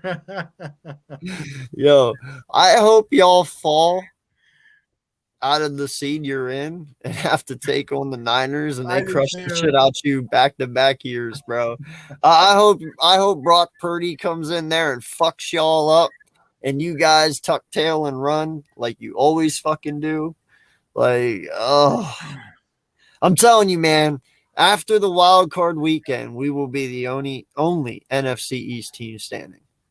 I promise. They're gonna have to either go. They're going to have to go on the road. How's that going to work? So, man, the crack is really good in Texas, homie. So Minnesota and the Niners would probably host a wild card game. Wait, what? No, or Minnesota and the Niners and Tampa Bay would each host. Yeah, it would be Minnesota, Niners, Tampa Bay, Dallas. We get the bye. Dallas won't get a home game because they don't win the division. No, Tampa will have the home game. Yeah, they have to go to Tampa, and then lose to Tom Brady's 6 or 7 win. Tom Brady beat them once because they never beat Tom. Yo, then that's even worse, bro. If you come out of this fucking with like 11, whoever they're gonna have to face, right? And then you go down and you lose to a 7-win team, and you lose to a 7-win team. Oh, fire sale! Fire sale! You could be up on Minnesota by 20, 30 points. They've shown they can come back from that, so they'll do it against you guys too. They That want was to be in the crazy. winning city, not one full of disappointment. Winning 20 plus more years of a ring. Yeah, no shit, right? Yep. You got to blow the dust off the VHS to watch their Super Bowl. Well, I don't know about that, dude. I mean, listen, there's some people who might use him as a bridge quarterback. Lately you've seen some of these young quarterbacks that are getting drafted sit a year, and that's okay. You know, um, maybe I don't know what's going to happen, man. And in fact, I saw last night they pulled Zach Wilson again. He's fucking done. Like that kid, he can't dress as a Jet again and start. That's your second time in 1 year being pulled, bro. Like you're done. Like you're done. It's over. They pulled him in a win. They pulled him in a win. Didn't they beat the Jaguars? Yeah. No. The Jaguars beat them. They were they? losing Okay. 6. The Jaguars were winning 16-3. Okay. Yeah, and they pulled him. It's like, dude, you got pulled twice in 1 year. No, you're done. Like, Yeah. dude, the Jets are cursed. I'm not even playing, man. Their quarterback situation is fucked up over there. They never can find it. They're starting to become the Browns at the QB position. Yeah. They really are. Yeah, no, they did lose. Yeah, I know. Like I said, it was 16-3. I don't. They look good at the beginning of the year. I'm not sure what the fuck happened lately, but yeah. To be honest, I feel a little bad for them, man. I'm not gonna lie. I was rooting for the Jets a little bit because they've been bad for so long. I want to see. I'm not even gonna lie, bro. I want to see the Bears win a little bit because they've been bad for so many years now. Fuck the Browns. I'd given up on them a long time ago. They keep putting themselves in shitty situations. Dude, if we win tomorrow, should we both shave the Minshew? Well, fuck no. I'm around people all day. I ain't doing that shit. That'd be funny. Oh man. Now, hey, you know something, Richie? That's kind of cool that you brought that up, bro. I even said it last week. Lamar has not helped himself this year at all, money wise. He's hurt himself, I think, a lot. Yeah. a lot. Somebody's going to pay him, but I don't think it. I'm with you, dude. I don't think it's going to be Baltimore. I don't think so. I've watched a lot. No, I don't think so either. And I've watched a lot of him, and yeah, he is a dual threat quarterback, but I've seen greater things.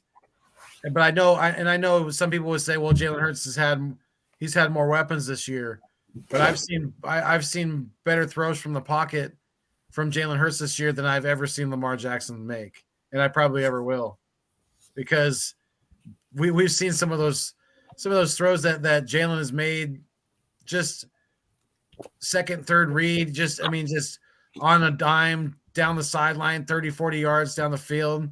There is but barely a handful of quarterbacks that can make throws like that in the NFL. And I mean, on a consistent basis, Lamar Jackson just isn't. I haven't seen that yet. So, and I think he is to an extent, he is a dual threat quarterback, but he is definitely way more dangerous with his legs than he is from the pocket.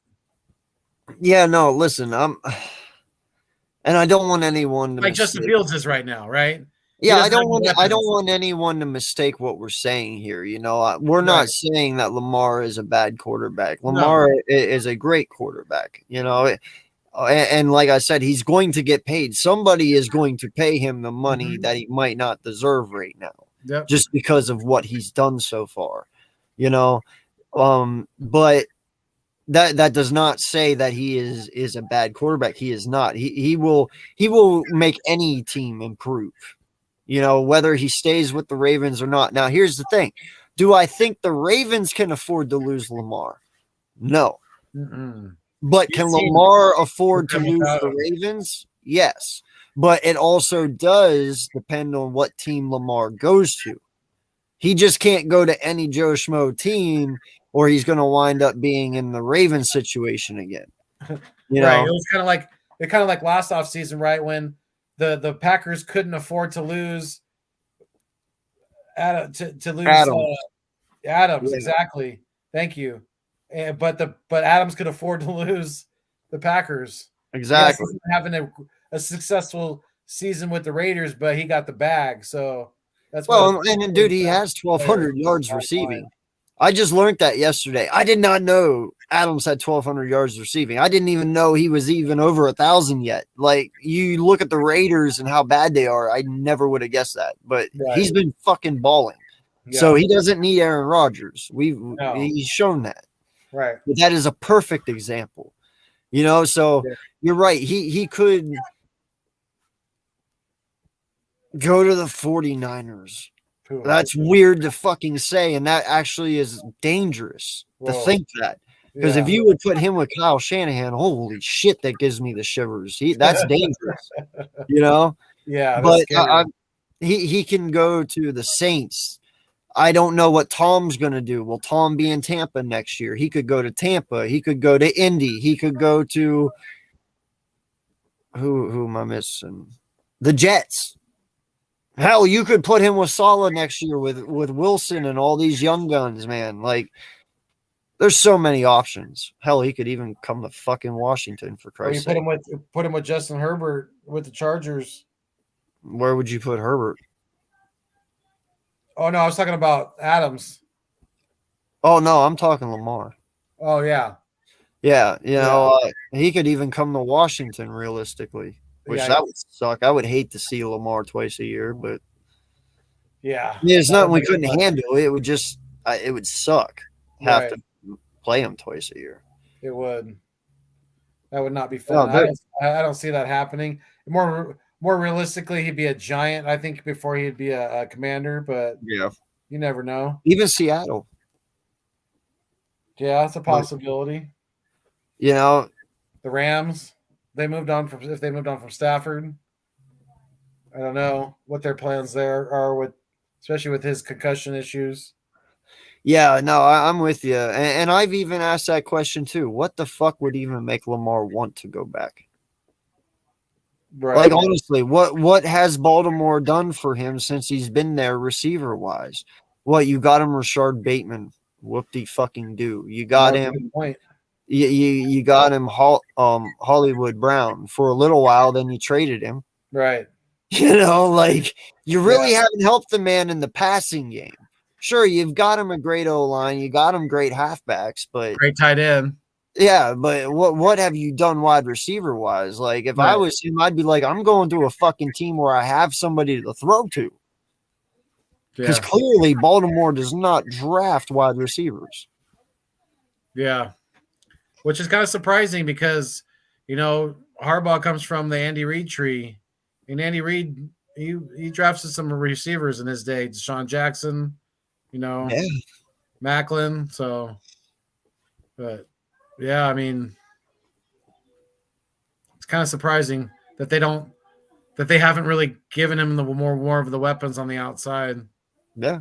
You know, and like you said, even when they did get him a decent weapon, they didn't keep him. You know, they traded him away. So I'm sure Jackson's frustrated. I mean, he might be itching to get out of Baltimore. You know, he might be looking to go somewhere where they're more set up to win in the short term. Yeah. No, yes, definitely. Good luck to Trace McSorley this weekend too. Former PSU quarterback. I hope him all the best. You know, he was actually Lamar's backup for 2 years in Baltimore before he went to Arizona. So nice. Yeah, no, that's cool to see him starting. And dude, fucking Arizona's about to be tore the fuck down too. I guarantee it.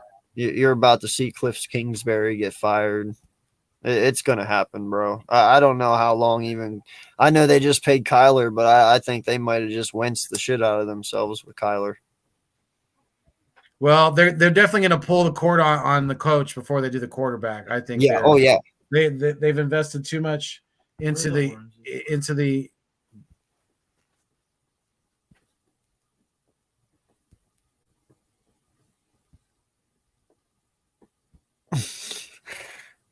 And we'll be back after this commercial break. Sorry about that. Yeah, you're good. But yeah, I don't see Kingsbury lasting beyond this season with Arizona. I think they'll have a new head coach next year. Yeah, I do. Like I said, they just invested. They gave Kyler what, a freaking 5-year, $230 million contract, something like that. That's, I mean, yeah, they may have winced the shit out of him, but that's something they're gonna have to find out in the next year or two. yeah. But he's got weapons. I mean, he's got receivers. He's got Can't act like you don't have D Hop. tight end. What's that? Can't act like he doesn't have D Hop. Right? Can't Exactly. act like you don't have Zach Ertz. I mean, yeah, he's not in his prime, but he's still fucking Zach Ertz. We all know what he can do. Yeah. You know, like Yeah. you have Hollywood Brown now. Yep. I mean, I know Zach Ertz has been he's on IR now, but he had him beat to the start of this year and didn't get much done with all of that. Yeah, they don't have much of a run game, but And their defense isn't that bad. No, it isn't. Because they definitely they stayed in the game with us. That was one of those games where I thought we were going to lose. You know, our offense was struggling that day, and some things definitely went our way at the end of that game with Kyler sliding short and then him spiking the ball on third down when he thought it was a first down, and it was crazy. Kyler Murray's going to be a Texan. Holy shit. Whoa. That would be crazy. Yikes. What That a would be crazy. What a downfall. Actually, you know what? That's actually that sounds about right. That sounds like a contract that the Texans would take on. To be honest, though, the Texans, they're not. I respect the shit out of Lovie Smith, and they're not forming a bad team over there.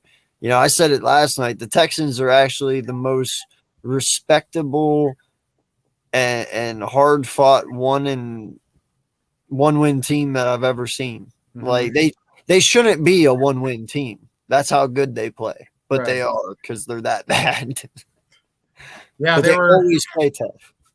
I mean, they were just one offensive good play there on the goal line from beating Dallas, and they just took the Chiefs to overtime. So Well, they gave us a run for our money. Yeah, absolutely, they did. Yeah. So they're a lot better than their record indicates. That's for sure. Yeah. So they just had a lot of other things go against them. That's I don't know if you heard. I think I heard this right. Do you know I think it's the same. We're getting the same officiating crew that officiated our only loss this year tomorrow.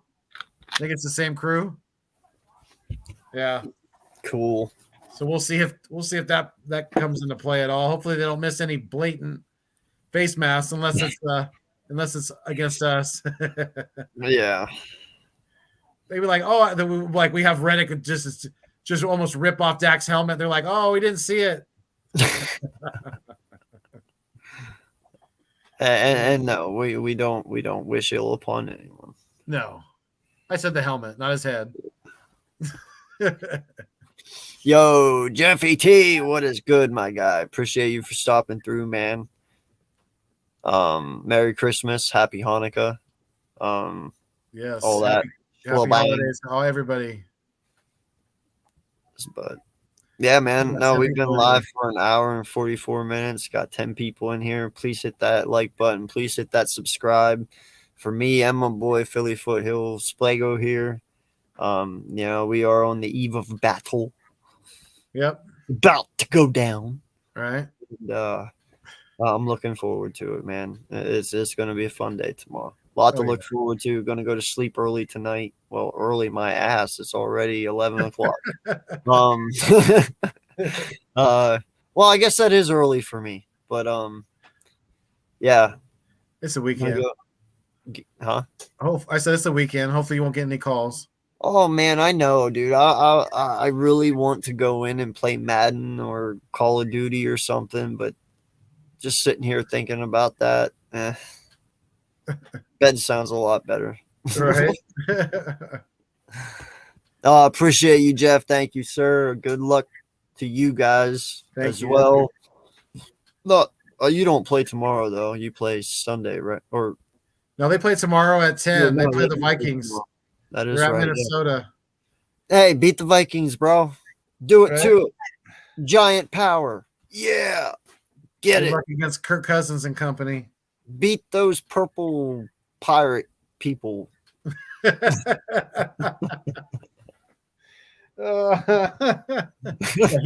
He's not tired, ladies and gentlemen. Not tired at all. Well, in a way, Vikings are pirates. They are. You're right. Purple pirate. They people. are. Yeah. I mean, the Vikings were actually the first pirates of. Well, I guess. Well, yeah, they were the first. I don't Yeah, I fucking think know. so. You're right. I'm tired. Doesn't even matter. They're definitely Vikings people of the pillaged sea. and plundered. They were pirates. That is what Yes. they did. They traveled on boats. Right? Through long voyages. See, I'm not wrong. I've watched 10,000 BC. I learned history.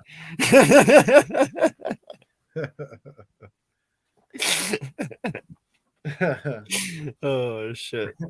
It's the cold people. It's making me nutty. First stage of It's the freezing hypothermia. weather. It's freezing his brain. First stage of hypothermia. Brain freeze. Oh man. But look for I don't know. It's going to be interesting to see who they try to line up CD Lamb against. Whether they try to line him up against Slay tomorrow, or they try to line him against Lamb. It's going to be interesting. Don't matter.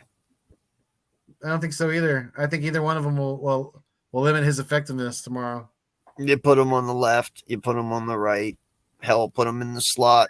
It doesn't matter exactly. I'll take Maddox against CD at this point. I mean, have fun. That's all I gotta say.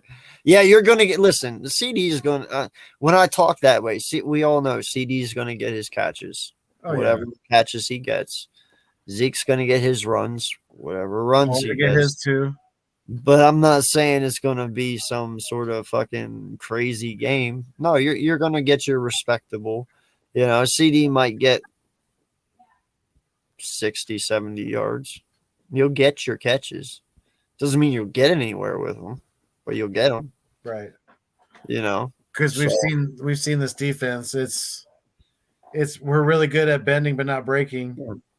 You know, and then we're also good at making adjustments along the way as well. So my defense has no problem letting you guys catch the ball. Obviously, they've shown that plenty of times. They'll let you catch it. I love the fact you've seen it this past weekend. I love the fact that Jonathan Gannon is finally letting these defensive linemen run some fucking stunts up front. You see the stunts, the twists, the things like that to keep these offensive linemen on their heels and to find the weaknesses on the offensive line, the opposing offensive line.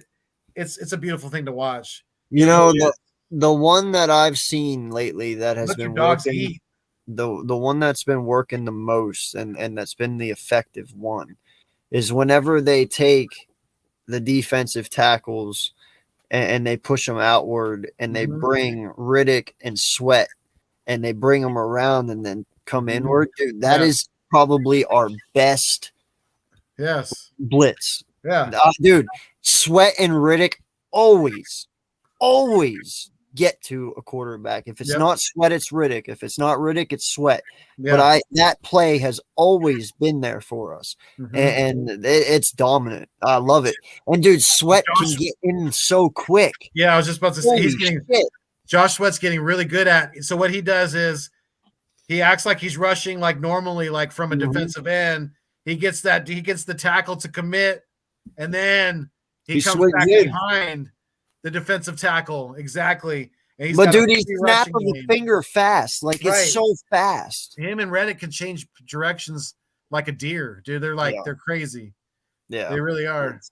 And that is possibly the best blitz that we have. And dude, it gets home every time. Like I said, if it's not one side, it's the other. And that's what's dangerous. When you have Sweat and Riddick, two people who can do shit like they do, And holy crap. Hassan Riddick has got moves on top of moves. He's got Yeah. spins. He's got the bull. He's got the swim. The He's dip. got all kinds of moves, dude. It doesn't matter. He's got twists. It's He good luck dips, blocking dives, dodges, ducks, and that. If you can dodge a wrench, you can dodge a ball. That's one of my favorite movies. oh, I love that movie. That's That's a good Oh one. God, what is that one thing he says? He's like, it's about the one where the line where he says about shitting in your diapers. He's like, you're like a poopy flavored lollipop or something. Isn't that what he says? He's like, oh, so. cry me in the river. You're like a poopy flavored lollipop. Yeah, something like that. Yeah, catches a Houlihan. Yeah. Yep, that's right. Hungry That's dogs run awesome. faster. Yes, sir. Right. Nah, and they got every reason to be hungry this weekend. You know, one, their leader is down, and you know this team's going to want to win for him. Mm-hmm. First and foremost, they're going to feel for him not being able to be out there because you know he wants to be.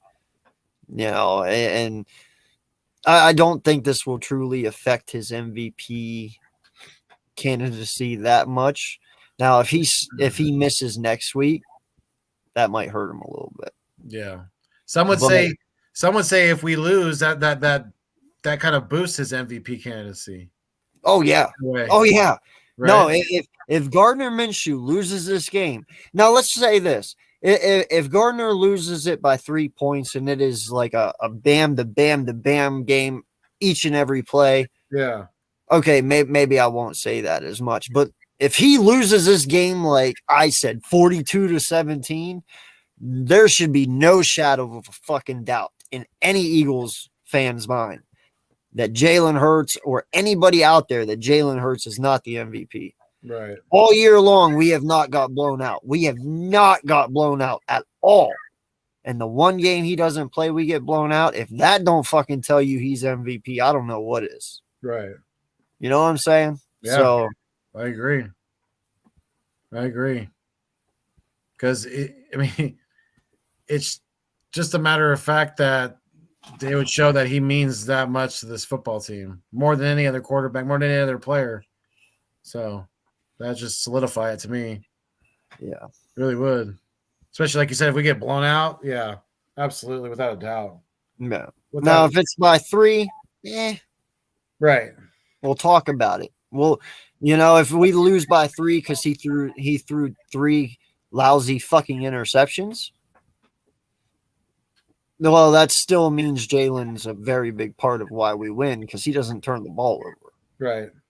You know what I mean? So it does depend on how he wins and how he loses, where this conversation goes from here.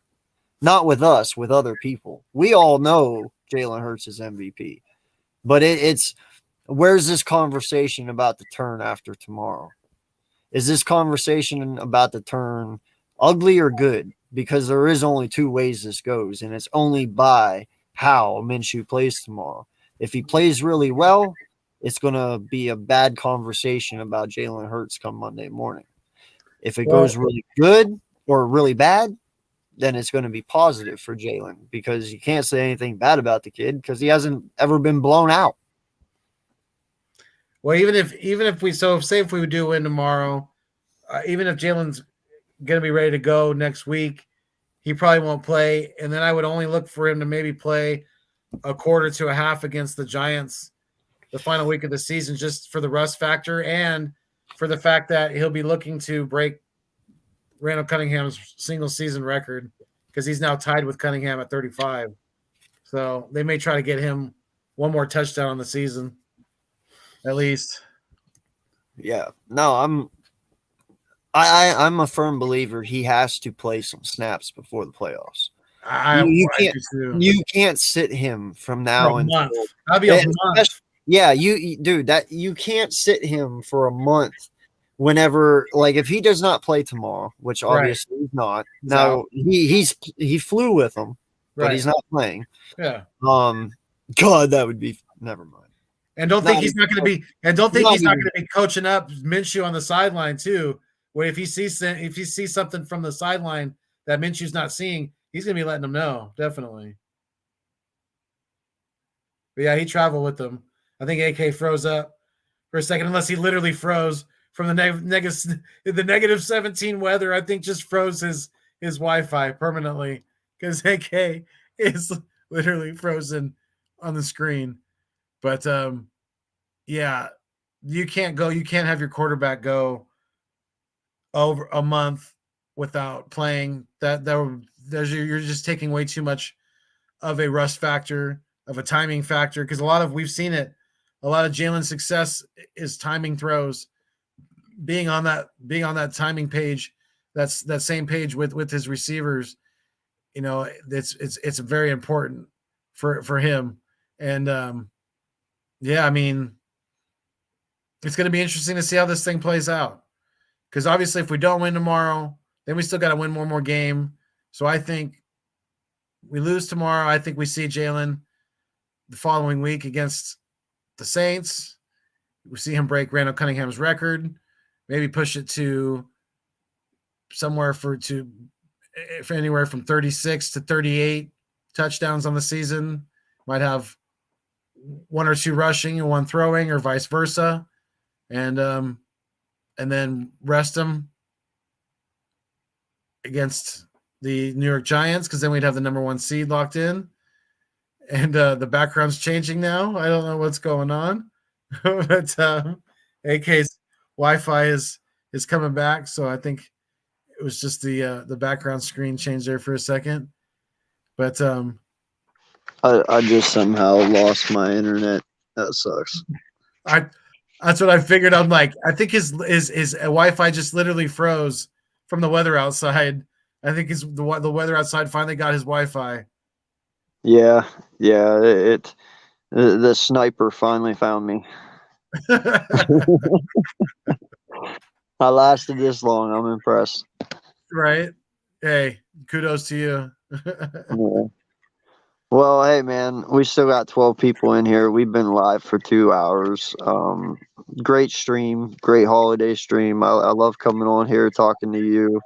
Love having these conversations. Love chatting with the whole chat. You guys are awesome. I promise I will get better at it. I'm not used to all the comments all the time, so I will get faster at it, or I'll just be lazy and put slow motion on here soon. But but I do appreciate them all. Please leave comments in the chat when we're live. Please leave comments afterwards. Please subscribe. Please like both channels. Please like the Hardcore Sports Network. I appreciate all the love and support. And yeah, fly Eagles fly. 14-1 tomorrow, guys. Ride or die. Let's go. Ball or nothing. Absolutely. Yeah, we're gonna wrap this thing up, you guys. Like he said, we're very, very thankful for each and every one of you, and thanks for all the comments in the chat tonight. You guys really helped keep it going and make the time go by really fast. I can't believe we've already been on for roughly 2 hours now. It's been great. Like you said, another great live stream, another great East Meets West, brought to you by the Hardcore Sports Network. And yes, please hit that thumbs up for both of us on both of the channels. We greatly appreciate it. Share it on your social media too, as much as you can. That way we can try to get more eyes on the prize and help boost our numbers as well on the way. And no, Richie, I did not feel the earthquake. I don't know if it was in Southern California. I'm in Northern California, so we don't get as many earthquakes up here. But yeah, you guys, until next time, you know what it is. Like it says back there, it's fly, Eagles, fly. And stay mean, stay green. Thanks for viewing us on your screen. And most importantly, like the Eagles are going to be tomorrow, keep it fuego. Let's go, baby. 4-1. Beat those Cowboys. Fly, Eagles, fly. Wheeze out. Peace.